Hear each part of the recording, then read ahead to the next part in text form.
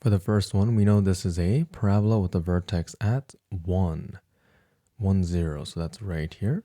Okay, and if I plug in 2, I get 2 minus 1, which is 1 squared. Right, so then this will be just 1 here. And of course, due to the axis of symmetry, this is also 1. So this is the parabola for x minus 1 squared. Now, 1 minus x.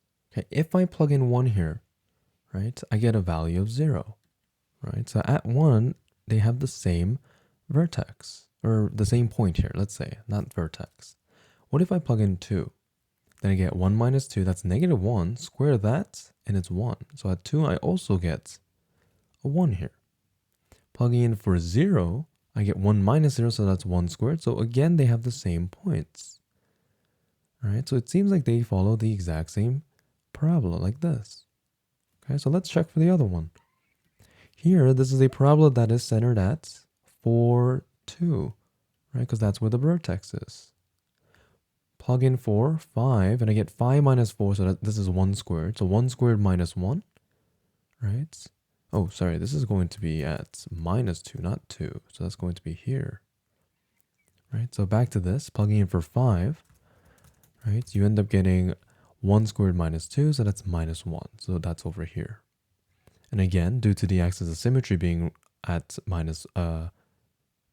positive 4, right? The point here will also have a value of minus 1. So it looks something like this. Now for the other graph, this one here, if I plug in for 4, I also get, right, a value of negative 2. Plugging in for 5, I get 4 minus 5. That's negative 1 squared, but that's 1. So 1 minus 2 again gives me negative 1.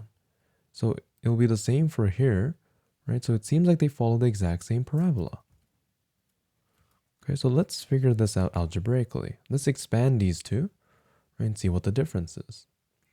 Right, so x minus 1 squared is the same thing as this.